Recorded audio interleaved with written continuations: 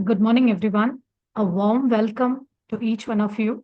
It's a privilege to host you all today on behalf of AUP Nexus, a collaborative platform that brings together entrepreneurs, professionals, thinkers, and change makers from diverse walks of life.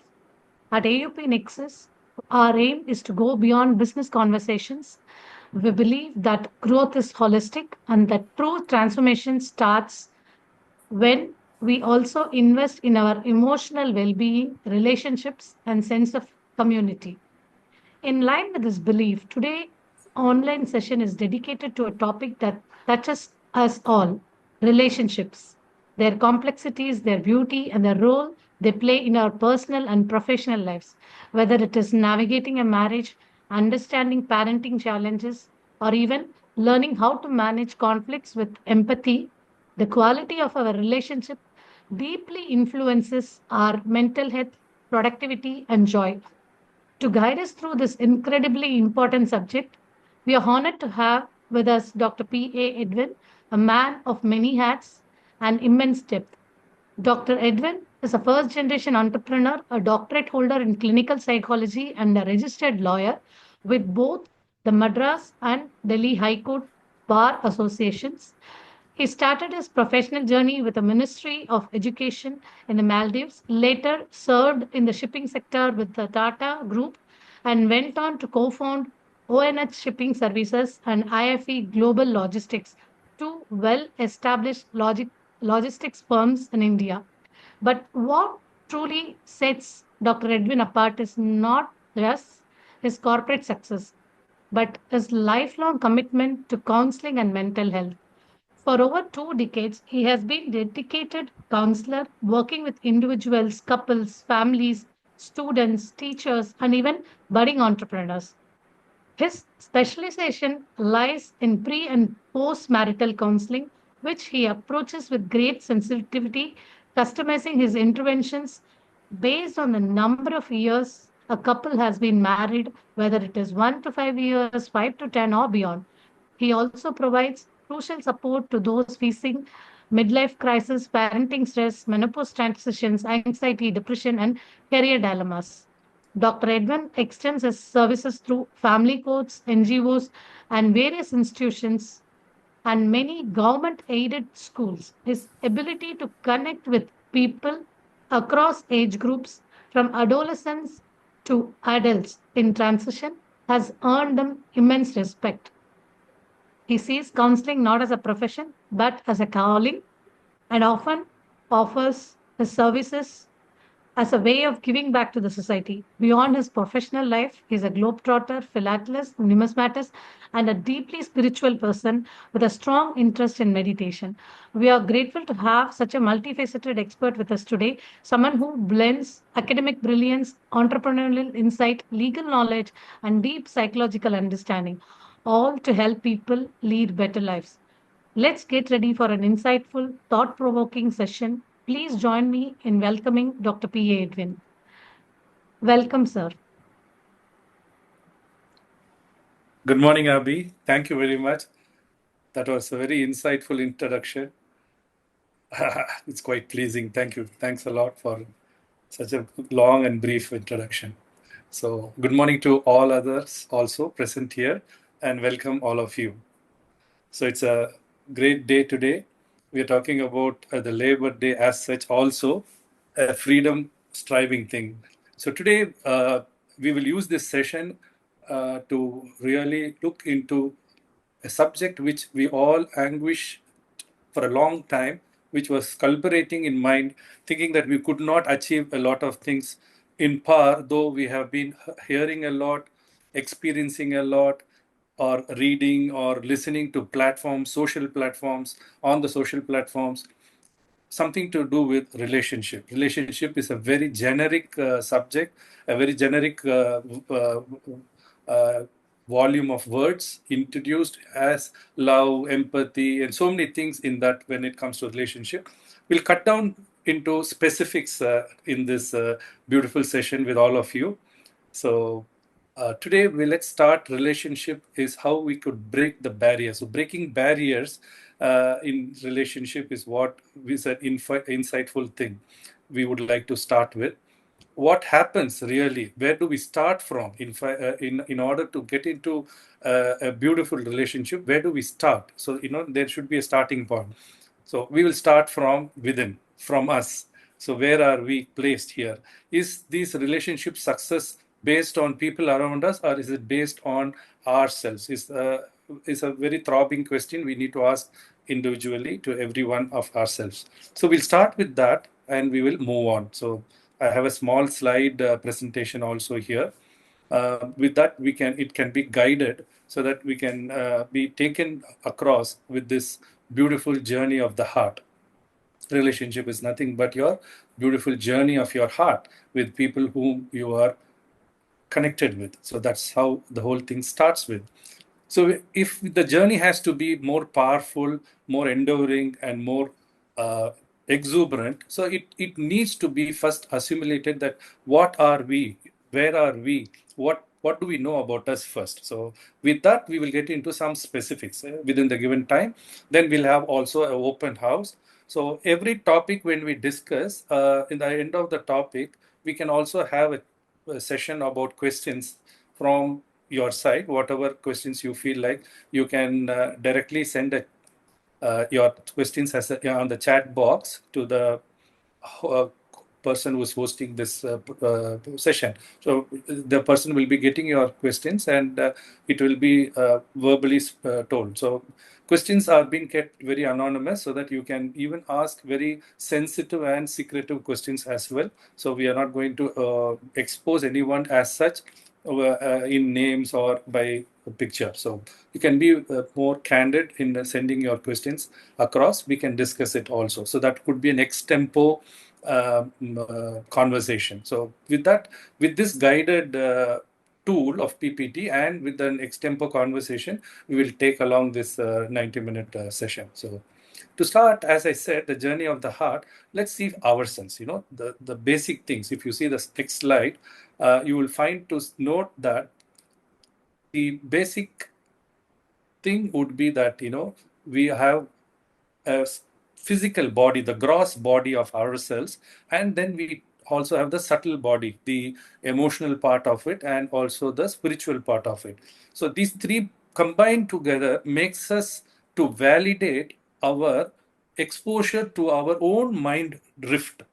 Whatever happens within us, the physical and the mental, the mind and the body, we also call it as psychosomatic. It all variants into how we deal within this gross body and the subtle body within us. So if you take the physical body, the next slide, concentrating on the physical body, you will see that it's not just the vanity alone. It's not just how we present ourselves with the society or with the people around. The physical body is so eminently important that how do we handle ourselves? Do we really put efforts in making ourselves healthier, making ourselves physically and mentally healthier? So, in order to relationships or in order to look into any governance of an societal order or about even we being an adaptive to the societal order, first we need to be presentably prepared in the societal order. So in that case, the physical body needs to have a lot of nurturing, like you need to take care of your health by means of exercise, by means of diet, by means of proper sleep. So these three components will make it very simple, not making it elaborate. The physical body, ask yourself, have you been doing exercise, have you been having healthier diet, and have you been having a proper sleep? The sleep in the sense your circadian movement, is it very fine that on the time roll of your biological clock is being taken care? These three things govern the not only the physical part of it, which is intertwined with the other two subtle bodies, which is the emotional and the spiritual. So when we go to the emotional part of it, we will see that the whole emotional body controls a lot of other, these we can even call it as tranquilizers within us. our anger, our anxiety, our happiness, our joy, sadness, sorrow, all variants, variety of these components, this emotional body exhibits only basis how we are intertwined and how we are taken care. So the emotional body's purpose of handling this basically blends into also the emotional and the spiritual part. Now we are talking about emotional is connected with physical. That is, as we are better off in taking care of our health, then the emotions also, because of this, when we say there's an adrenaline blood rush by exercising in sense, even a simple walk is more than enough every day. But we have to be consciously doing this. There should be a proper exercise every day. These conscious things can bring in tandem to maintain our emotional body as well. Now, there is the third part, which is the spiritual body. Spiritual body is a very vibrant and a vital item also, which needs to be governed.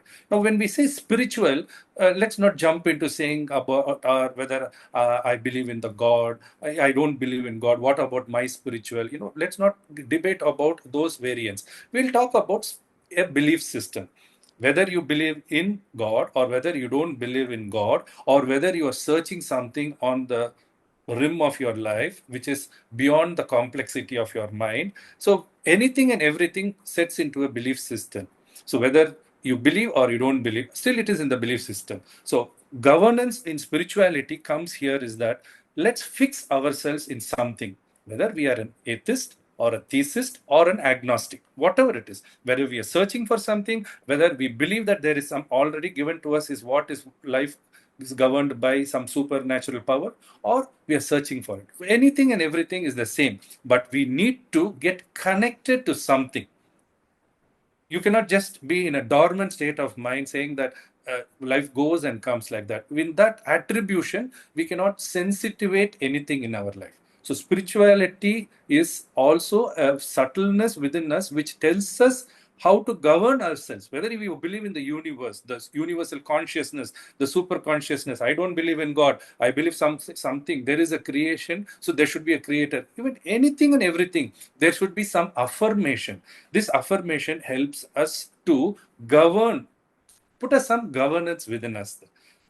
So whether belief system or a search needs to be in a spiritual body. Now, when we combine all these three things, that are physical, your mental, that is your emotional body, and your spiritual body, and you can put it in a equilibrium, a plane of balancing. That's what the third slide shows. The last slide shows about balancing oneself. So when you balance oneself as body, mind, and spirit, you can then start to see a different dimension altogether.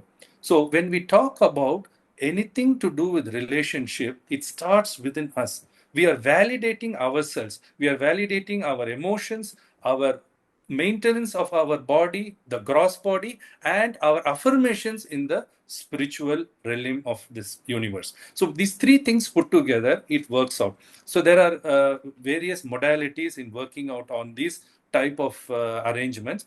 We will see one simple way of handling these things during the end of the session. So we will keep that at the last part of it.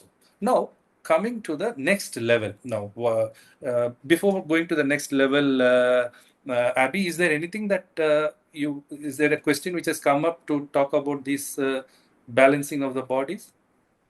Um, yes, Edwin. If you Yeah. can just give an insight, like, is it like only when the body, mind, and soul are aligned, everything can be, handled in a right way, or how is it? Whether Okay. it is a relationship or personal, you said like it is within the self. It Yes. starts within the self. Could you just elaborate on that? Okay. The foundation is that our body, mind, and spirit. This is the foundation. If we could not handle ourselves, even you can, this is a sort of an inner engineering. If you could not handle ourselves, if we could not maintain the viability of holding ourselves to see what we are, then we could not validate or we could not see anything outside us and justify it, saying that that relationship is worth or not worth, right or wrong.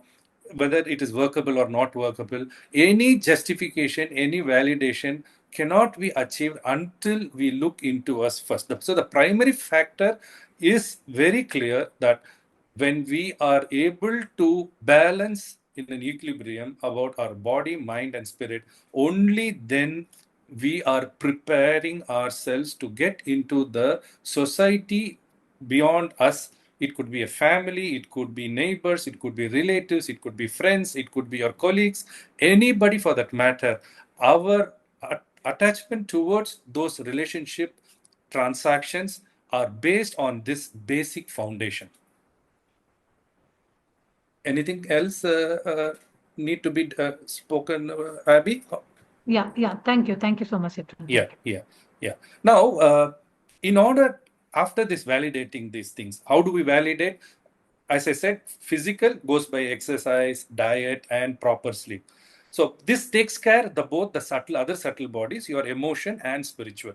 So to validate that also, there is a deep trance meditative technique. We will have that going along with this. But in order to go there, we need to also travel a few other things. So the next one is that we look into the well-being factors. What throbs, what makes us this relationship so a big barrier? What happens? Why do we really have this fear of seeing that we are not able to get along? The statistics proves that when we have so much of knowledge bank, wisdom given to us through various platforms, various media, or from the near and dear ones, but still we could not achieve this relationship factor. So what could be an issue? What could be the barrier? So what should we break first in those barriers in order to reach those lovely transactional analytical views on these relationship techniques? So the first and the foremost thing we need to look upon is how we are going to handle others. So the technique number one would be, do you really want to change somebody in your life? Is what is all about. So the next slide tells you about not to try to change your spouse.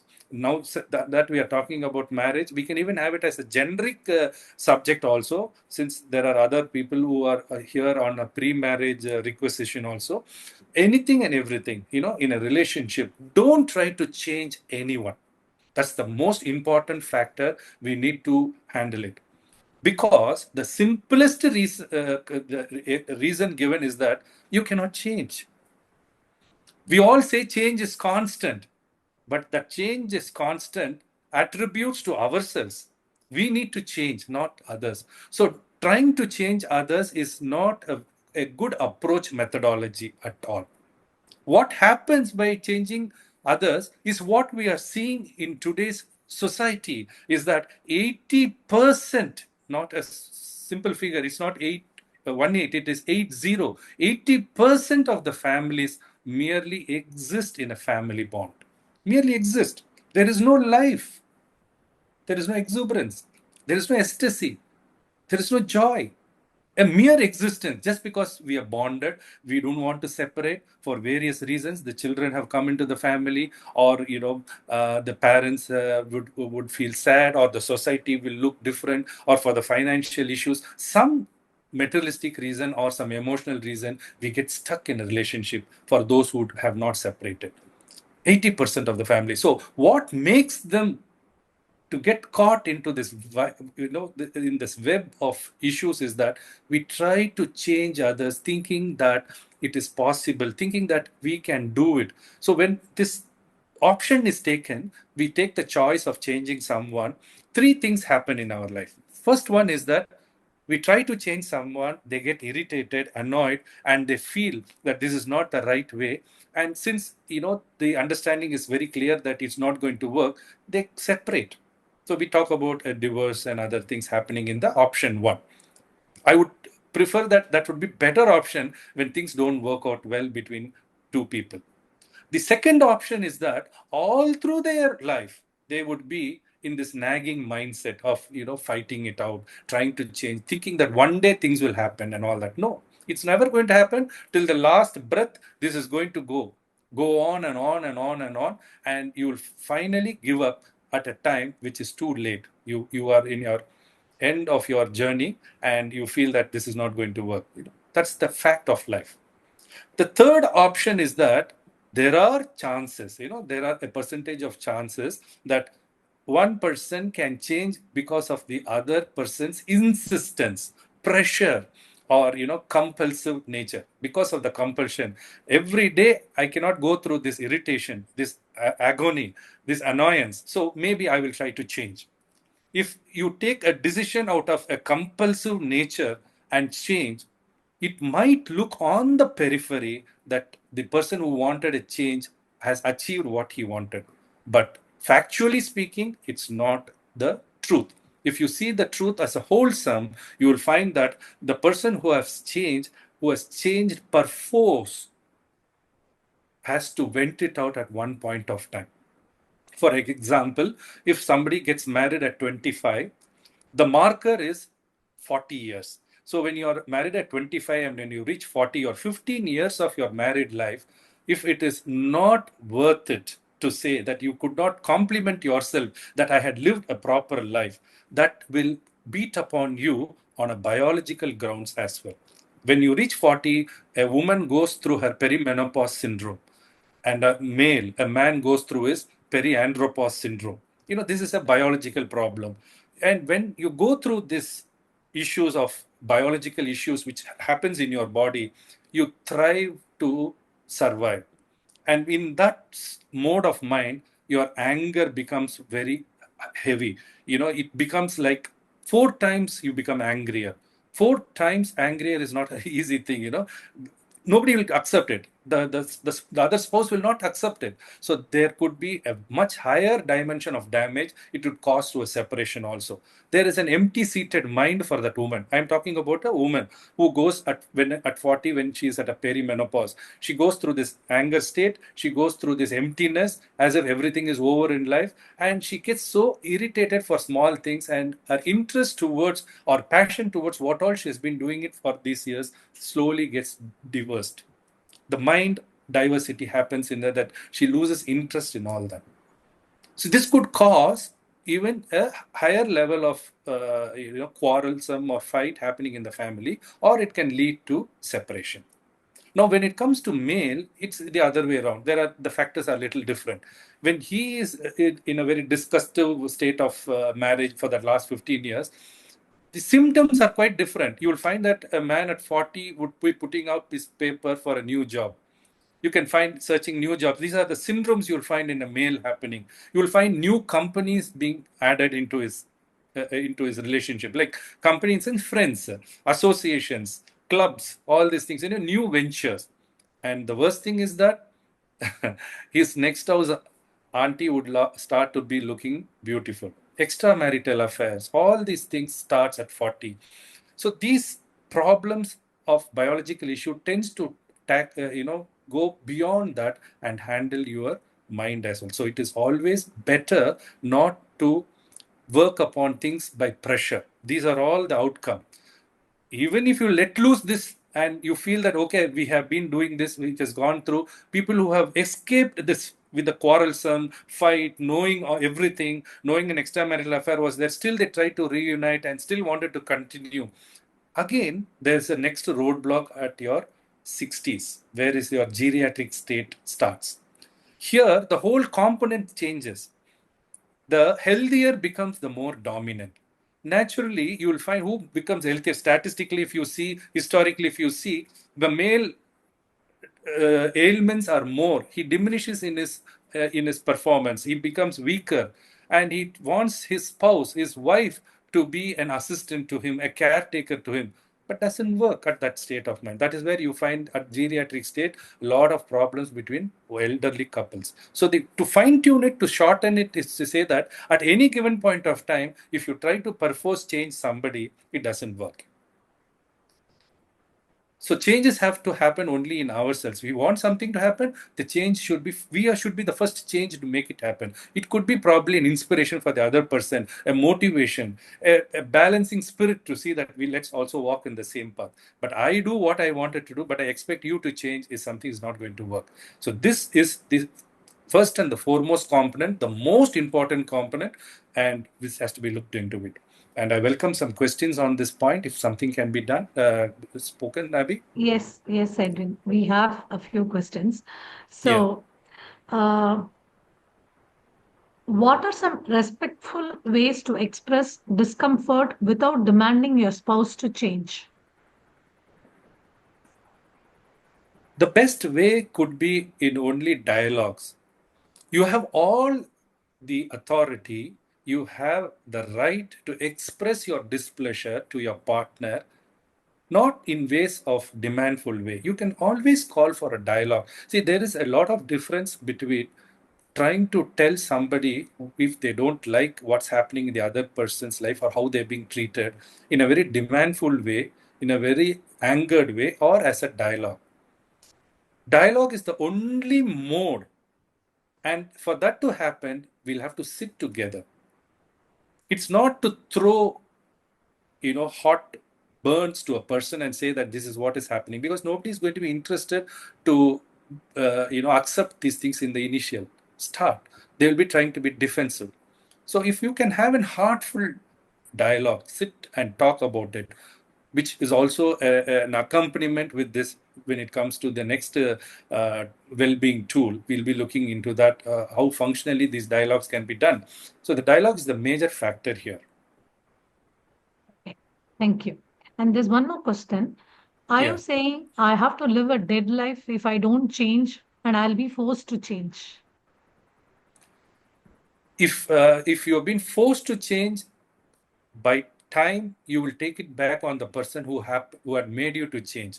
You are not going to forgive that person in your life. It could be a husband or your wife, doesn't make a difference, but whoever it is, you are going to take back on him or her on a very nasty level when time comes that you can beat the drum.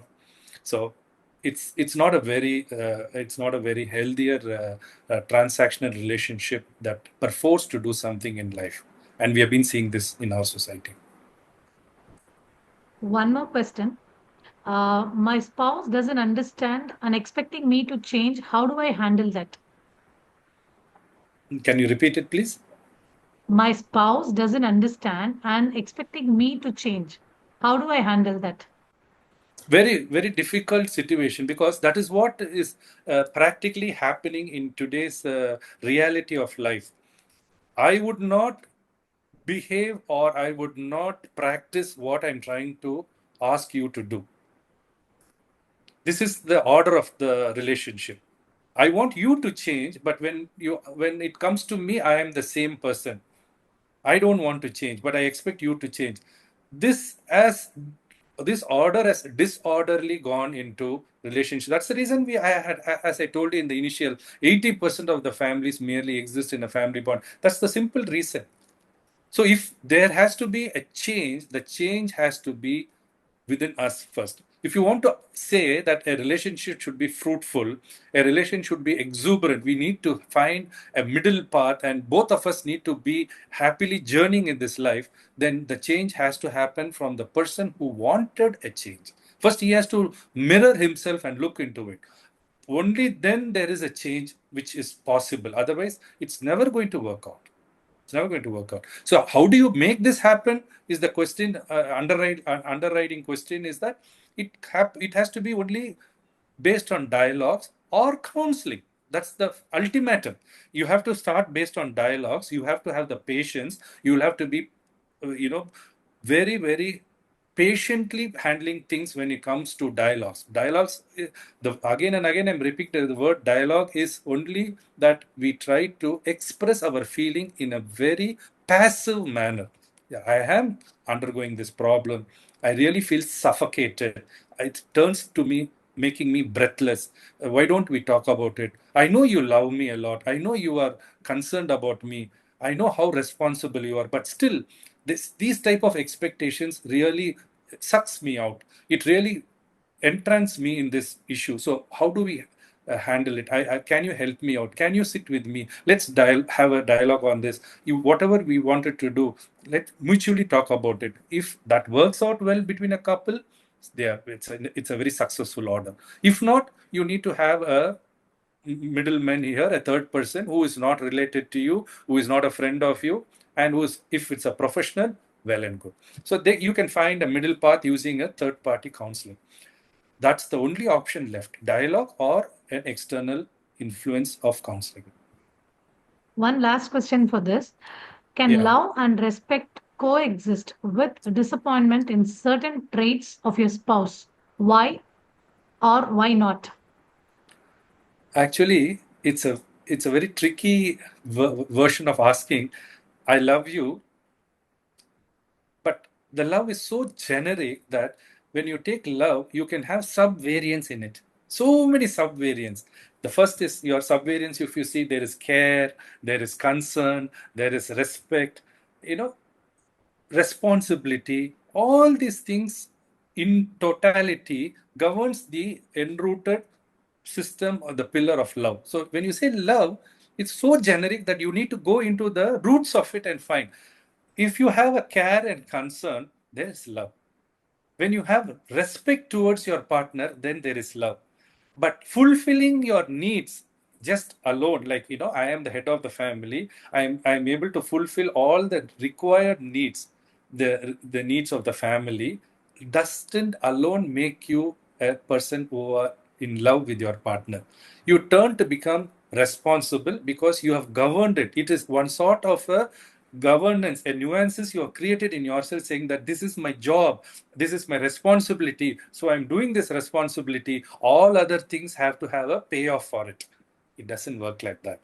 So love has to be interbundled. It has to be bundled with emotion, it has to be bundled with care, it has to be bundled with concern, and most important, it has to be shown with respect. You might be the earning member in the family, still respect the person who is a partner in this family with you. Thank you. Thank you. Yeah. Probably when more questions come in, I will pitch in for Yeah. the next So slide. we also we have limited time, but it's a very interesting subjects we are handling. So the next one, if you see the dialogue here, the dialogue happens only by means of communication, isn't it? Naturally, if two people only talk, there is a dialogue. What is there otherwise? So here, the communication part is so vital. But in today's generation, especially when I'm seeing most of these platforms, digital platforms, I'm seeing various methodologies, various handbooks given to people saying that, try to be silent, try not to provoke the other person. When there is an issue, just let loose it, leave it like that. It will get worked out on its own and all that stuff. But in my personal experience and what I've been seeing it in the last 2 decades of handling so many families, I have seen that, or I can even endorse it, saying that without communication, without talking, without sorting it out, nothing is going to change. Nothing is going to change. Just by being silent, it's only going to bottle up your emotions, and it is going to be fourfolds or fivefolds worse, toxic, when it is opened up. Because one point of time, this has to be brought out. You have to vent it out. No way that somebody is going to just keep it for themselves on a longer term of it. If they have no other option, and there is a fear factor that if they open up, it can culminate to a very higher level of damage, but keeping for themselves leads to chronic depression. Again, it is a self-suicidal problem. So don't kill yourself for nobody. That's not worth it at all. You have to be very selfish in this part of it. Every person has to think about their wellness, their well-being, their purpose of this life, their purpose of this birth. If you think this, there is no point saying that I have sacrificed myself, I'm living for somebody else. It's all that you cover up one day to blow it back on that person. You're not going to die with the satisfactory mind that yes, I did this, I lived for somebody. No, it's not going to happen.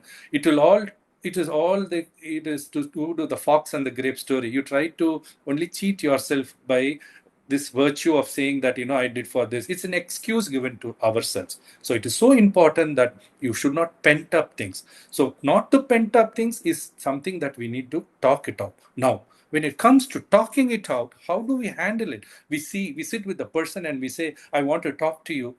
naturally the relationship has to be well designed that when you talk, the other person has to hear. If you want a lovely relationship to cherish, when somebody, your spouse, is wanting to talk to you, you will have to give your ear and listen. You have to listen to hear, not listen to reply. Mostly what happens is that we get into the defensive mode. When somebody starts the topic, we know what is the crutch of the issue. So we prepare ourselves to defend ourselves, to give back an answer. It's not going to work out. We'll have to listen to hear. So once you hear the problem in full length, without interruption, not talking in between, if you give time for it, you can see two things happening. One is the person who is trying to talk out, vent out the pressure going through him or her, feels relaxed, feels so peaceful that they have told what they feel, so they become light. That's the first healing taking place, because you have allowed them to heal by listening calmly, by not interrupting them while they are talking. And while listening also, you should be soulfully listening, looking at them and listening, looking at their face and listening, not elsewhere. So this concentration heals first 50% of the problem. The second 50%, when you hear what is the problem is all about, then you will understand that these are the problems which are solvable. Even if you're not able to live up to that expectation, you have reasons to tell the other person and make them understand that it is very difficult at this point of time to live up what you wanted to have. So we can always negotiate, and negotiation takes place and ends it with some sort of a understanding. There is a transactional understanding happening. So communication is very necessary. If you fail to communicate, what happens is the threat is that people go out and talk. If there between the spouses, if there is no proper communication, one of them had to go out and vent it out, their pressure. And when they go out and vent it out, that's more detrimental. First they go to the family. This is what happens. They go to their parents and vomit. What happens? Parents are not cruel people. Parents are not the ones who wanted to separate, but unfortunately they tend to be biased of their child, whether it's the girl or the boy. They try to talk on behalf of them. Even if they are wrong, they try to protect them and say, why don't you please help them to forgive and accept it? But this talk does not help the couple to mediate and find a resolution to their conflicts. It doesn't work, because the biasness will be somewhere exposed. When it is exposed, then your 20% problem becomes 80% by taking it to your parents. You might have a very minor problem, but addressing it to your parents, it would have gone up much more higher percentage. So it's not the right choice to talk your problems with your parents. It's not a healthy system at all. Second is your relatives. People do that. And there is no statistics at all that relatives have set in a mediation and done a reconciliation. So I'm very sorry that it has no method tool to go to a relative and find a solution. The third thing they go is to their friends. It's a good choice, but unfortunately the friend is also in a trial and error situation. So he or she is also fighting it out how to manage things. So you might get inputs which are not very professional. So it's not a healthier way also to look into this three. So the only medium of solution, the only medium you can find that my problem has to be addressed, there should be a solution. Communicate, hear properly, try to do that with yourself. No external factors are going to help you. Trust me, never external factors are going to help you. It is only between both of you can solve this problem. If you couldn't, then you can take an helping hand from an external professional counselor.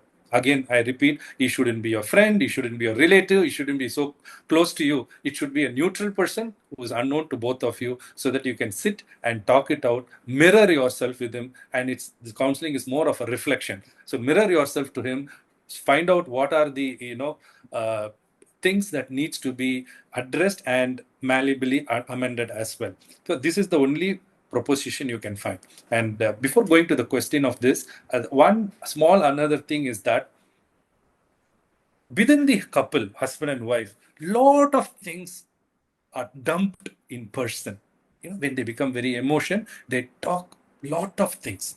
A wife comes and cries her problems to her husband, saying, "This is all I'm going through," in private, in confidence. Similarly, the husband also talks to his wife in confidence, a lot of things. That is the most important factor, because marriage is nothing but a bundle of emotions. A relationship is nothing but a bundle of emotions. So this person has chosen you because you are the only person he can vent it out, or she can vent it out. They cannot go around scot-free venting it out to people around in the society. It's not going to work out like that. So it's going to be a chosen person. So it's you. If that is the case, what is your status quo when it comes to this type of deliverance? When your spouse comes in person and talks to you in confidence, is all you have to do is just listen. Give your ear to him or her soulfully. That's it. Don't validate the situation. Don't judge the situation. Don't talk back about that incident at any other point of time in your journey of your life, until or unless the person specifically asks for some input or anything like that. Because whatever is spoken in confidence, that, my problems, I can dump it on you, is only to tell you that I am in problem, I wanted to vent it out, please listen to me, I know to cure, I know the tools, I know how to heal myself, but I only wanted to hear so that I can vent it out. That is the only consideration, that's the only relaxation, that's the only allowance they give you, is that you listen and just keep quiet. So you are a counselor there, that's it. You are a neutral counselor, you listen and you keep quiet.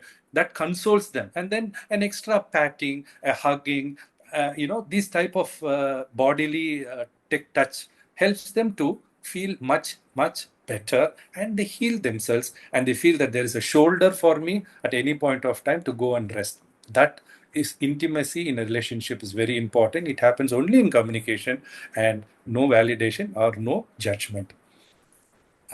Abby, is there anything going on this? It's also a very interesting Yeah, topic. yeah. One interesting question has come up. What's rage to do with communication when I What? don't feel like listening when I'm angry?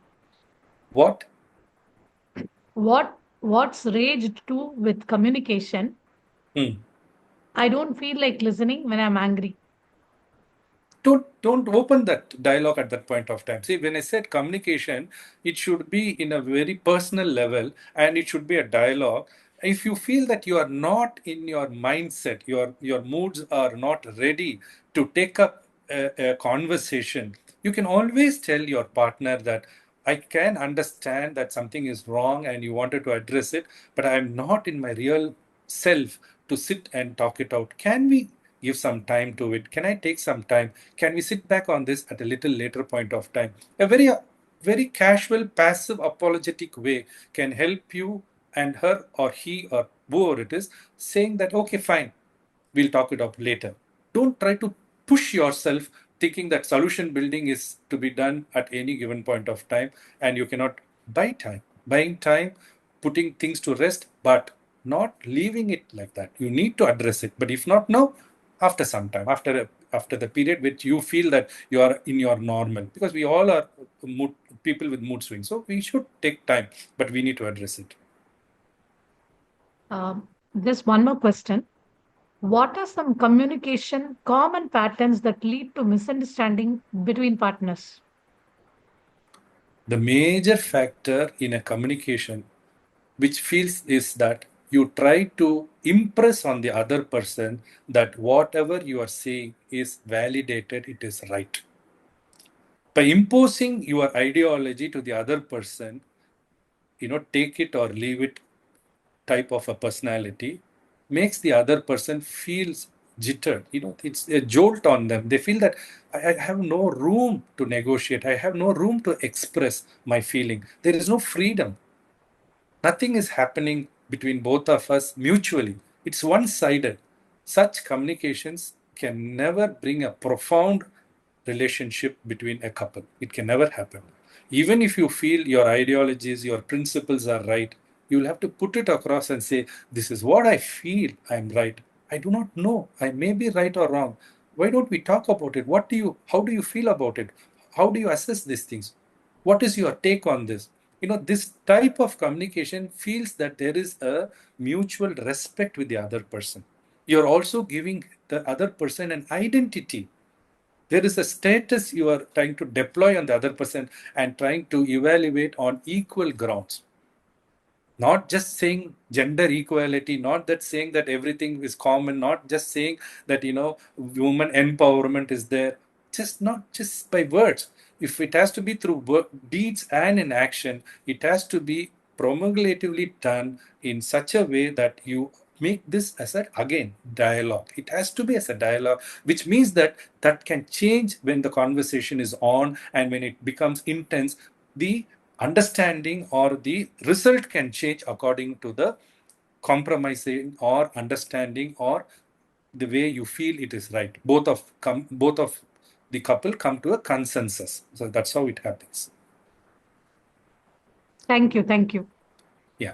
So the one another thing continuing to this is the third vital thing is that we spoke about communication. Can we go to the next slide, please?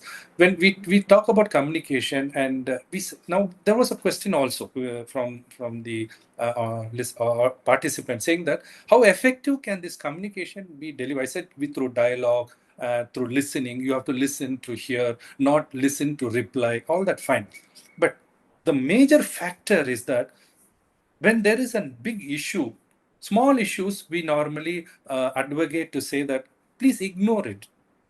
Ignore it not for the other person. You are ignoring it for yourself, for your peace, for your serene mindset. You are trying to ignore things for your better friend. You take it as a selfish adaptive methodology. It's for yourself, not for the other person. So you can ignore small things. But what about bigger issues? What about bigger problems where we are going to handle in a relationship?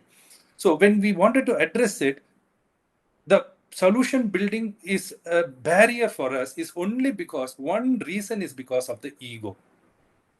Now, in order to let go the ego, only then you can find a solution in a bigger issues which you feel you are hurt to the core. It's a grievous hurt. It has pained you a lot, but still you wanted to address it. You wanted to talk it out. What stops not to bring a solution is your ego. Now, how do you let go your ego? There are so many gyans, there are so many mantras and all that.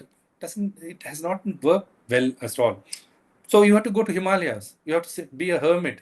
Letting ego is not an easy joke. It's a very big subject, and we are not here to talk about those spiritual endowments. So how do you let your ego? In psychology, it's a very simple method, to rubbish out these things. We say that you can remove it, you can brace over it with one sort of a technique.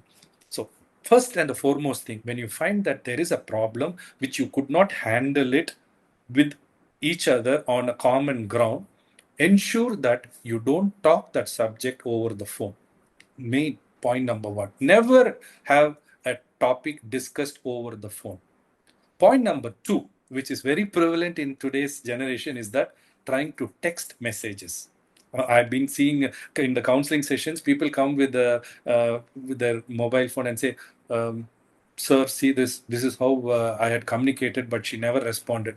When I take up that WhatsApp message, I could see there, 2,000 lines of messages written. He's been expressing all his wants, things, how he wants to. So all these are emotionally written in those things in that WhatsApp message. And you know what type of answer is that from the other person? There is an emoji with a red face burning out that, she's still angry.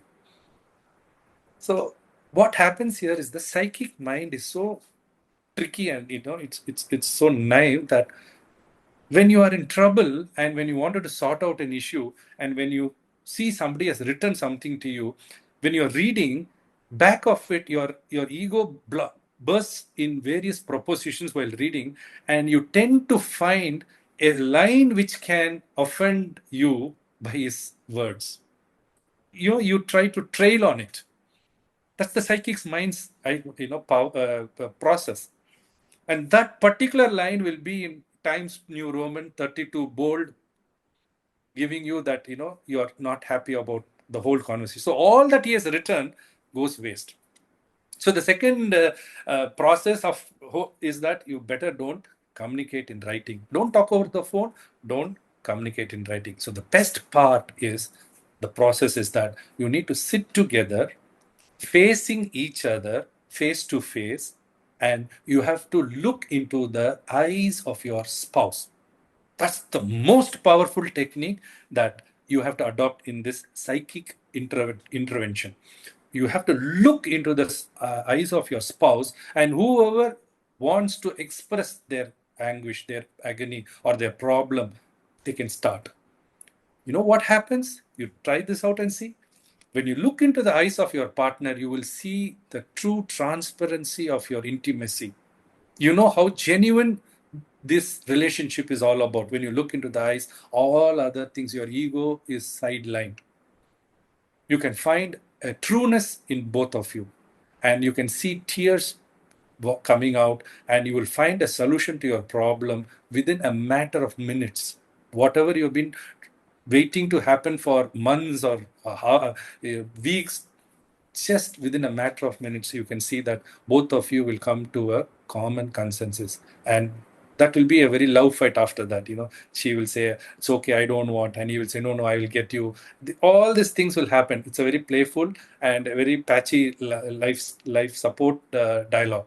So looking into the eyes of your partner and expressing your problem, don't take away your eyes. The ego is so clever and governed that it will tell you to focus elsewhere when the problem starts, and when both of you look into the eyes after a small period of time, immediately you'll try to turn your face and listen. No, all through the dialogue, both of you look into your eyes and talk. You will see a change.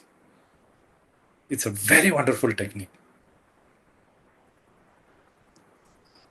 Thank you, Abby, Edwin. something is there? Yeah. Yeah. Can the cost of being right sometimes outweigh the value of harmony? How do you recognize that moment? No, I couldn't get you. Sorry. Pardon? No, I couldn't get you. Can Okay. you Can the repeat the cost question, of please? can the cost of being right sometimes outweigh the value of harmony? How do you recognize that moment? Now, what is being right is all about is the question. Okay. My understanding, my ideology can make me feel right, but my spouse ideology can not make me feel right at that point of time from her point of view or from his point of view. So what is here right or wrong? This is a self-disseminated question. You think that your value systems are right. So on those grounds, we get into a transactional analysis with the spouse, with the partner. So more than trying to justify your principles and ideologies as rightful to you, it has to be thrown out for a dialogue between both of you, and you have to prove yourself that what you feel is bearingly right for both of you. The other person can very well say, yeah, I can understand what you say. From your point of view, what you say is right, but you just think about me. It doesn't work like that. I cannot handle these things. I cannot take it like that. So for there, again, there is a transaction happening. Then you have to readjust yourself. You'll have to realign the whole subject of what you think is right can turn to become wrong from your partner's side. So you need to realign. So that give and take only comes when mutual dialogue and mutual techniques of like looking into your spouse's eyes and talking an issue, it can build an emotional wall around you, and it can help you to think more loud than just trying to stick on to feeling that you are right, and so it has to be accepted in a relationship. In no way it is a right approach. Just one more question. Yes, How do you please. define the difference between a momentary irritation and a fundamental value conflict in a relationship?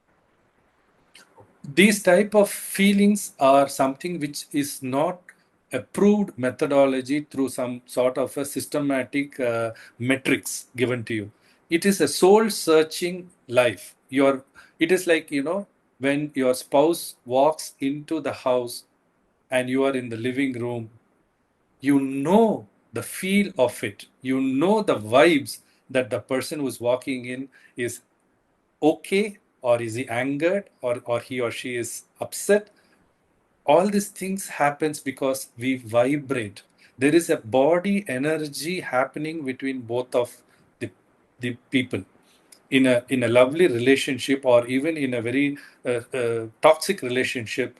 The attachment, whether it is placeboic or it is noceboic, it doesn't make a difference, but you will feel the vibes of the other person, that he is okay or he is not okay, she's okay or she's not okay. And these things only are a standardized metrics, which is that your body energy intuitively tells you that, not even looking at the face of that person, that the type of walk and the type of behavior, gesticulations the other person says, he's not happy or she's not happy. How does that happen? Your body connected, your energies are connected, you are connected at a very different level altogether. When you find that there is a connection between both the partners, a temporary irritation can always be understood, saying that, okay, it is not aimed at me. These times things are like that. He's pissed off with something else, so he's just showing it at me. This enangering subject is something very temporary. But fundamental irritation is something like an instinctive dislike. Right from the beginning of the relationship, if you have vested upon the other person a dislike from the beginning of your relationship, from every other transaction you have in this relationship has outgrown into a sort of an aminosity, a toxic feeling in that other person, that's a very, very difficult situation. You need to address it to the roots of it. It needs a lot of therapeutic way of analyzing it. Otherwise, your heart knows. You need ask this question to yourself, mirror this question to yourself. Otherwise, hey, he's a nice person, she's a nice person, she knows, she loves me, she understands me. This irritation is something temporary. I know, I can understand it. So understanding whether it is rooted always or it is a temporary settlement is very well known when you are bodily connected. Your aura tells you all these things. It's a proven factor. Thank you. Thank you. You can go on to the next one. Okay. Now going to the fourth point, this is a very simple technique. Blindly look into it as a reverberation. Actually, this technique goes in par with what we spoke just now. The bodily connect. So it's like date your mate is not just during your courtship period, or during your love days, or it's a pre-marriage a pointer. Date your mate is a lifelong thing. Even after marriage, even after you are aged long, 20 years of marriage, and you are at your 50s and 60s, still, how do you really enrich your family life? Enrich your understanding between the spouses is that you need to be in a space where it gives you a lot of time to revitalize yourself. One can say, I have a beautiful room, I have a home theater, we both can sit together, we can happily. No. However big your house is, however well off you are, that is all fine. Get out of the house at least once in a month, just once in a month. Just get out of your house, go to a space where you feel there is some serenity in it, some peace. Example, people who are nearby the seaside can go to a beach. Others can go to a park, or you can go to a private candlelight dinner. It all depends on your financial thing. But if you are, the minimum thing you can go is to walk into a beach and sit together, no expense, at the most some 10 or 20 rupees on your peanuts. Just sit on the beach beside. Don't even talk. You might have had some sort of issue with both of you. There could have been some terms where you are a little unhappy. No issues. Take this as a therapy. Just go and sit and just watch the waves. No need to talk to each other, but ensure that you don't fiddle your phone there. No meddling with your phone. So just watch the waves. Just sit for an hour or so and walk back home. Trust me, when you reach home that night, one of you will open up soulfully and talk. No, so what happens there? What happens in the beach? Has the peanut worked? Or if you've been in a park, is the birds chirping of the birds has worked you this miracle? No. You have worked your miracle on your own. Your body has been vibrating. Your body has been transacting, communicating. There is such a huge supercomputer data in transaction happening without even you are involving in it, just sitting nearby you.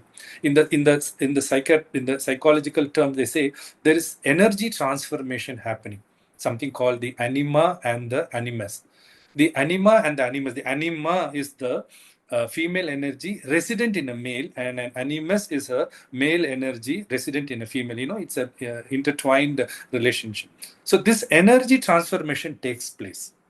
It's so powerfully interconnected that your healing process is done even without your dialogue. You're not talking to your spouse. You're not trying to validate. There is no affirmation. You're not trying to judgmentalize a situation. No, all you are doing is just sitting beside each other in a serene place outside your living quarters. So when you are there for some time, it so happens that you heal on yourself. And when you are back, you are revitalized. There's a regeneration happening between both of you. That's a very powerful medicative technique with no pills, just like that. Your energy bodies react together. If you go into the study of these energy bodies, there's a lot to do. Even if you Google and see, you'll find so lot of powerful things. If you take Ramana Maharishi, that's the study they did with that great sage. They found that his powers of energy was so high that people just go near him. They don't talk any problems to him. They just walk out of the place, which means that they are healed of their problems. They talk about Mother Teresa. Her energy levels was beyond 600. That 90,000 people get healed even without touching her in that area itself surrounding. Like that, we find so many miraculous things happening. Is the power of the mind and the power of the energy within us. We are all energy bodies reverberating every time, and the placeboic effect or the nocipoic effect is all to do with our taming ourselves, how we present ourselves to be adaptable in this world for ourselves as well as for others. So just use this as a technique and see, you will find a wonderful change in your relationship. Thank you. Thank you so much. Yeah. What small gestures or routines could you reintroduce to reignite the spark in your relationship? Very simple gestures. No need, no rocket science here. Why don't you put complimentary words? Why don't you smile? Why don't you say thanks? Why don't you say you're beautiful? Why don't you say it's so loving to see that you have given me this? Why don't you kiss? What bodily touch are you doing it within yourselves? The spouses have to, look into that there should be a hug, there should be a kiss, there should be a sort of a shouldering of each other. These type of small gestures actually, brings up great joy in a person. Learn the art of finding happiness in small things. Today it is becoming that, we are so gadgetized. Gadgets control us, that nothing gives us big happiness. You have to rewind, unwire yourself. In order to relearn, you'll have to unlearn a lot of myths and ideology. You have to go back and you'll have to unlearn a lot of things and see that life is such a beautiful thing, and marriage is one of the best sacramental relationship you can have. And when you can govern this, you can be in relationship with anyone with lot of exuberance, with lot of ecstasy, with lot of love. The point here is that how do you make yourself happy? How do you, if you are happy within yourself, you will blissfully tell the other person, you will compliment. How many times have you complimented your spouse? Use it as a metric, use it as a yardstick, and note it down and say, if you can note it down, you will find, where you stand. Small things, a food given to you, served to you, a smile on your face, thanking for that food. These things, if it is done, you will see that your partner is in tandem with you. He will come or she will come up with new ideas to complement you. So much of affirmations are there. I've only told you the basics. If, with this itself, wonders can be done. There's one more question. Yeah. It's like I'm married, and we both are from a middle class family, and we have a lot of commitments with kids in you know, late, um, early teens. So we have demanding careers also. Is it even possible, do you think, that we can have a romantic connection alive? Why not? It's all in your mind. Everything is happening, all the whole game is mind controlled. If you believe that our brains are just functional organs and our physical intervention of our body is just to maintain some sort of a healthier serenity, the mind is given the full power to control it. It's a very psychosomatic level of subject. Even for a physical erection for a male, the mind controls it. It's not anything else. It's not the woman in front of him. It's not the sexual pleasure he envisages. It is the mind which says what is going to happen in that intimacy. So the mind is so powerful that it can make wondrous thing. So if you see a life in a very nutshell, if you see it in a very small scope, just surviving scope, which is what we've been taught. Unfortunately, this is the mistake of our tradition, our generational evolvement, from our survival mode, then we come to the industrious mode of trying to uplift some sort of security. And then from the security mode, we come to a status of stability. And now things have changed a lot. From the stability mode, we have come to real vitality of living. If you see our great grandfathers, we have to say sorry, pity them. They had to suffer to survive. We see our parents, they suffered to bring some stability. Today, with all that they have given us, still, if you are going to survive, is it not a curse upon our generation? It's a curse upon our generation. So, everything is there in tandem. Everything has to be multifaceted. You need to work. We need to bring up children. We need to, do our commitments like building up property, finance. Your finances have to be developed. Everything comes as a bundle. Within that, happiness is the icing on it. We do all these things for what? End of the day, if you can self introspect, that is the most powerful technique which we'll be talking about next. Is that only when we self introspect and see, are we a person for a breeding ground? Are we like other cats and dogs which also survives, which has given birth, which has come onto this earth, which has given birth, it has offsprings have been given, and then it takes care of them. At one point of time, it ages and it dies. Are we at that survival mode, or are we little more extra? If this self intruding question comes into our mind, lot of doors open, lot of furls unfurled. And when that unfurls, then you see the glory of your life. And within that small segment of our lifestyle, now that you said a very middle class segment of lifestyle, within that middle class of lifestyle, you can see a great joy happening in you. You are working, you're bringing home resources, you have a beautiful spouse, you have a loving children. How do you dialogue with them? How do you marry with them? Let responsibility not shoulder on you. It's a syndrome. In psychology, we call it as Atlas syndrome. Like the Atlas, the person who thought the whole earth was in his shoulders and he had to carry it. We carry the heaviness of it. Please understand, you are not tomorrow on this earth. Everything will still survive. Things will keep going. Remember that you are indispensable.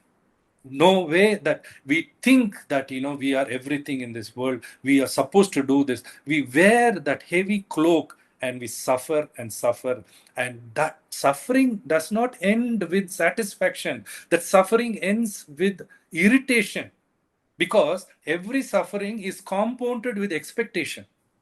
You come out and say, I did this for you. What is that you have done back to me? I expected this from you. You have not given it to me. And the other person very easily, especially in today's generation, they say, why the hell did you first place do it for me? And now you're trying to tell me and trying to prove that you are right and I'm wrong. That's the quarrel we get into families, children, husband and wife. So look into small things, work out, feel that all these things are to go together only to ice the cake. You have to be happy. Find out what passions can bring happiness to you. Don't be in a boredom. Don't be in a rigmarole, just running a rat race. Today, the previous generation has taught us to run a rat race. People who have in IT industry, people who are in some service industry, run a rat race, and they feel enough money, and they feel that there is no art of working out on that subject to reorganize yourself. With even the most little you have in you, you can always be joyful. It is possible. 101% it is possible. It's all how you handle it. Techniques, yes, we can always discuss about the techniques of methodologies, how to handle it. There are powerful techniques to handle it, but it is needed, necessary. We need to handle it. There's one simple question. Sir, can you Yeah. explain the placebo and nocebo effect in simple terms? Okay. The positive energy, the positive aura around us, everyone possesses an aura. As I was saying, we all reverberate energy. If you can feel that in your own life, if you can experimentalize it, you can find that you would have felt that you see somebody without anything, without any precondition, not even knowing that person, something would have attracted you to go and speak to that person. At the same time, there is another person also you would have seen in your life, sort of an instinctive dislike. You might not feel like, you good for that person. These things are very normal. We all vibrate. We are all energy bodies. So the placeboic energy is nothing but your positivity, how you look life at a larger spectrum. When you look at yourself as a factor of performance, if you see that you are running the show, you are seeing yourself in a more minuscule pattern of life. You are just a dot in the pattern of life. You're insignificant. So naturally what happens is that you get negated to the source of your own performance, and you build up a lot of negativity into you, which turns to become nacebo. And you fight it out in the pretext saying that I am responsible, I'll have to do this. If I don't do this, nobody does, nobody can do it. It's all on my shoulders. Nobody has a responsibility. People are just scot free. When you try to ensemble your mind that you are the guiding factor for everyone around you, then you turn to become naceboic, and people start to feel that you are a very toxic person. On the other hand, when you feel that it's a joy of doing things in a larger scale, I'm nothing. I don't know from where I came, and I don't know where I'm going to go. See, this might sound like a gyan, but psychology is nothing but to understand the wellness or beyond the comprehension of human mind. The psychic mind's important work is to understand that there are things beyond the comprehension of human mind. When you know that seldom things can be controlled by you, if you talk about the 90-10 principle, 90% of things happening around you is not under your control. It can never be under your control at any point of time. The 10% what you can perceive is what relates to you to be positive or negative. Even the 10% is also not under your control. You can perceive that, yes, I can handle it. So the 90% falls in place. This is the positivity, and this is the placeboic effect. We have time. There is. Thank you. Thank you. Yeah, You can move okay, to the fine. next Yeah. slide. Okay, fine. Thank you. So the fifth one we see is, how do we bring these things together? How do we work on these things? How do we put these things in place? We have spoken about, placeboic, naceboic. We spoke about aura. We spoke about vitality. We spoke about reverberation. We spoke about energy transformation happening. We spoke about wellness, well-being of our mind. How do we put it onto a plate, take it for ourselves? How do we relish those things? So there's a simple technique, because normal spiritual approach, normal retreats, normal satsangs, normal gyans, normal virtues have helped us to understand what's happening to us through an external medium. There will be a guru or there will be a source which tells us that this is what is happening in your life. It is like finding out a problem. But what is the prescription is something which is very important. So you know that there is a problem which I need to solve it. And somebody has told me this is the problem, and they've taught me some techniques. But am I doing that technique? It could be very rigorous, it could be very painstaking. So we might do it or we might not do it. So we might lose it by time. So when we are approached by this whole holistic feeling by somebody on a spiritual grounds, we try to change ourselves. That's the fact of life. We truly wants to change. We truly feel I need a transformation. I need to change because I need to be happy and make others happy in life. That's the truthness of it. But what happens is that we change for only a shorter period of time. In psychology, we say it's a temporary settlement of mind. It goes on emotions. Only at that point of time we change, and after that we go back to the normalcy, what we've been doing earlier. Only for a short, because it's an emotional instinct. We get worked up on that and we find to hold it for just a smaller period of time. And then we go back to normalcy. Now, why this is happening? Is this the karma? Is this what is going to happen? Is this is the factual of our life? No. If there was a deep study done in the psychic mind, and they found that these type of spiritual techniques are so powerful and it is workable only when we first cleanse ourselves, when we are empty of ourselves at the basic level in our subterranean mind. So what's been happening on the study, they found that there is a lot of chaotic things happening in the base of our subconscious mind. And the power of the subconscious mind controls us all through. The study made it very clear that we are subconsciously 98% and consciously 2% adaptive to the practicality of life. When we could be subconsciously so powerful, you can just experiment this in your own life. You would have started from your house, driven to your office. You would have crossed 10 signals. You would have waited when a dog crossed, when you would have waited when there was some sort of an issue on the road. All these things you would have done it, but you would have not remembered it at all because you have been thinking about something else. You have been listening to music, but subconsciously you did all these disciplinary actions perfectly well, maintaining the traffic rules, and you reached your office. It happens every day in our life. And when you sit back and say which signal you stopped, what happened there, you might not even know. Subconsciously, we are awake and we are so powerful that we can heal a lot of things subconsciously. So, in this subterranean mind, whatever chaotic things have happened right from our childhood upbringing, that is what is the issue is all about. Lot of memories, lot of past things which we feel that we wanted to forget happens, which is we think or we have thought that it is forgotten. We have gone out of it. No, it resides in our subterranean mind.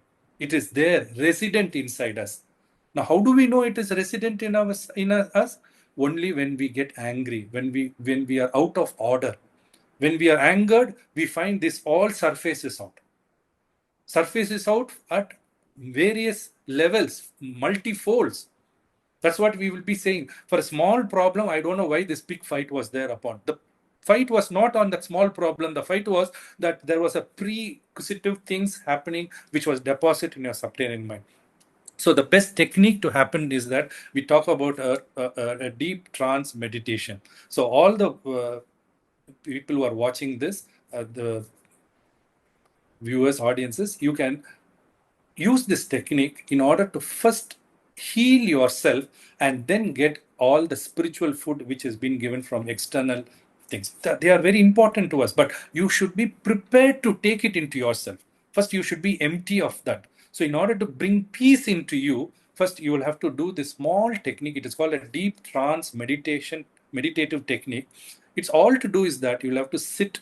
If you feel that you get cramps, if you sit on the floor using the Padmasana position, no problem. Just sit onto your chair. Join your feet together, clasp your hands and keep it onto your thigh. Sit erect so that your energy, rises perfectly well, synchronized. Just sit erect, close your eyes, and sit calm. There is no mantra. There is nothing going to be, whispered. You're just going to sit with your tight lip. Just close your eyes and watch yourself. It's an inner travel. It's an inner space of traveling. All along, we have every judgmental things happens from outside. Now you're just traveling inside. Now, what are you going to do? Are you going to control anything? No way.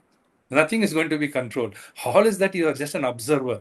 So when you are sitting at this state of mind and position, you'll find lots and lots of memories, incidents happening. It's all rattling in your mind. It can be very aggressive for people who have displeasure, people who are anguished, people feel anxiety for a long time, people restlessness. Such people, you will find that they'll feel terribly disturbed when they sit like that. They can't sit for even for 5 minutes.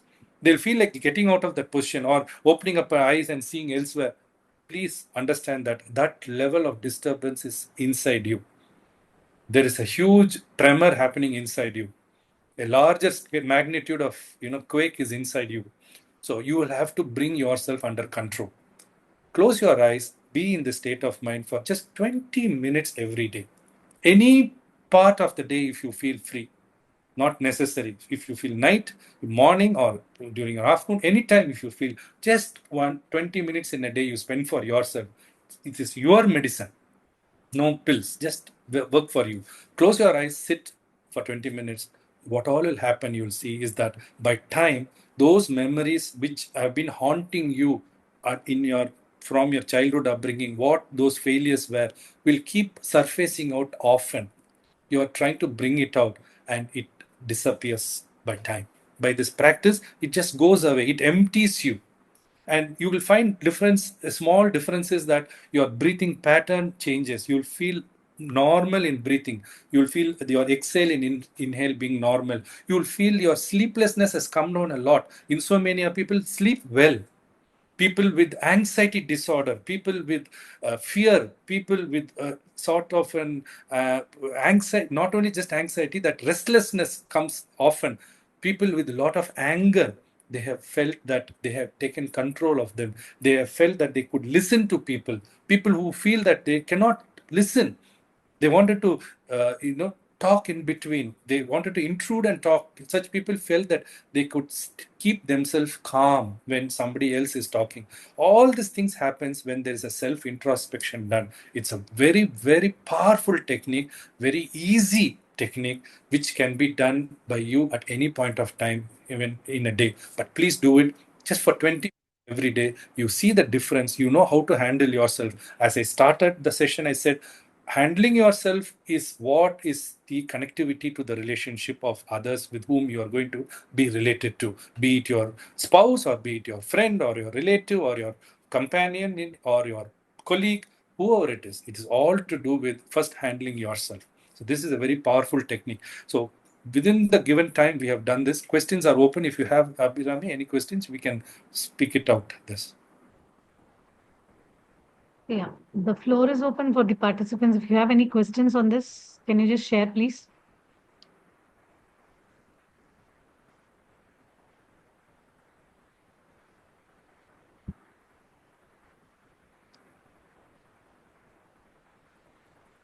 Okay.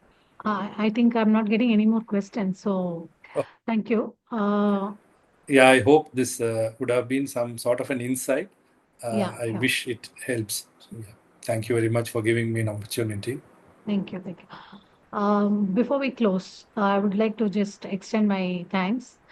On behalf of the entire team, I extend my heartfelt thanks to each one of you for joining us today. Your time, presence, and engagement made this session truly meaningful. A special thanks to our speaker, Dr. Edwin, for sharing such Thank valuable you very much. insights that reminded us of the importance of connection, understanding, and continuous growth in relationships. We believe that learning doesn't end here. If today's session resonated with you, we invite you to stay connected with us for our upcoming sessions, offline workshops, and personalized consultations. Whether you're looking for deeper clarity, guidance, or practical tools, we are here to support you on your journey. Do follow us on our social platforms and drop us a message if you would like to know more. Until next time, take care, stay connected, and keep nurturing the relationships that matter. Thank you once again, and have a wonderful day. Thank you. Thank you.